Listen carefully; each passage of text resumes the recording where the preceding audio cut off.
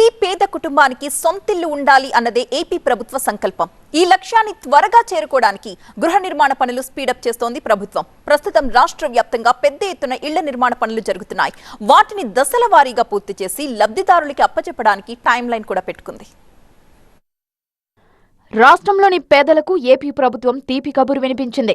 సొంతిల్లు లేని వారికి త్వరలోనే గృహయోగం పట్టనుంది. ఇందుకోసం ఏపీ ప్రభుత్వం చర్యలు ప్రారంభించింది.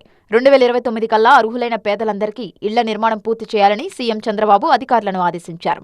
వచ్చే 2 ఏళ్లలో 9 లక్షల ఇళ్ల నిర్మాణం పూర్తి చేయాలని దిశానిర్దేశం చేశారు.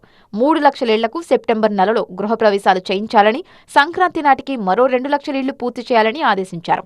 గృహ నిర్మాణ శాఖ అధికారులతో సమీక్ష నిర్వహించిన చంద్రబాబు సొంత ఇల్లు లేని వారిని గుర్తించి జాబితాను తయారు చేయాలని అధికారులను ఆదేశించారు. 15 రోజుల్లోగా సర్వే పూర్తి చేయాలని స్పష్టం చేశారు. ప్రస్తుతం చేపడుతున్న గృహ నిర్మాణ ప్రాజెక్టులపై ఆరా తీశారు. ఇక కూటమి ప్రభుత్వం అధికారంలోకి వచ్చాక ఇప్పటివరకు 2.81 లక్షల ఇళ్ల నిర్మాణం పూర్తి చేశామని మంత్రి కొలుసు పార్థసారథి తెలిపారు.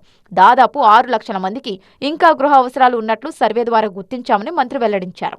2029 కల్లా అర్హులైన పేదవాళ్ళందరికీ కూడా ఇల్లు నిర్మాణం చేసి ఇవ్వాలి. కూటమి ప్రభుత్వం వచ్చిన తర్వాత ఇప్పటి వరకు హౌసింగ్ డిపార్ట్మెంట్లో 2.81 lakhs హౌజెస్ కంప్లీట్ చేయడం జరిగింది. సెప్టెంబర్ 15th కల్లా 3 లక్షలు పూర్తి చేసి ముఖ్యమంత్రి గారి చేతుల మీదుగా వీటన్నిటిని కూడా ఇనాగ్రేట్ చేసే కార్యక్రమాన్ని చేయాలని చెప్పేసి కూడా ఈ సమావేశంలో రివ్యూ మీటింగ్లో నిర్ణయించడం జరిగిందని చెప్పేసి మనం చేస్తాం. మరి మరో 2 లక్షలు ఇల్లుని 1 లక్ష ఇల్లు హౌసింగ్ డిపార్ట్మెంట్కి సంబంధించినవి, 1 లక్ష ఇల్లు టిడ్కోకి సంబంధించి 2 లక్షలు సంక్రాంతి కల్లా స్టార్ట్ చేయాలి, హ్యాండ్ ఓవర్ చేయాలని చెప్పేసి కూడా నిర్ణయించడం జరిగింది.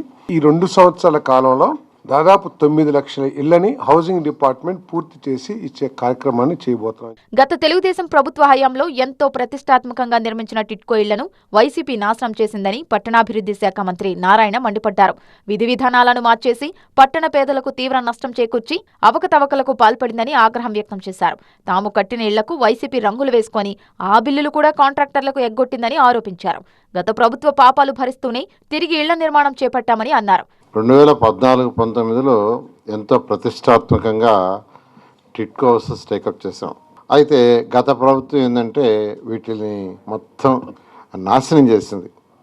నాశనం అంటే పాలసీలు ఏంటంటే మార్చినా ఇంప్లిమెంట్ చేస్తే మంచిదే, ఇంప్లిమెంట్ చేయలే. ఇలా గత ప్రభుత్వం అన్ని అవకతవకలే, ఏది కూడా సక్రమంగా చేయలే.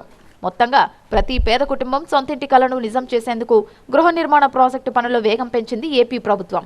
దీంతో సొంతింటి కోసం నిరీక్షిస్తున్న పేద మధ్యతరగతి ప్రజల ఆశలు మళ్లీ చిగురిస్తున్నాయి.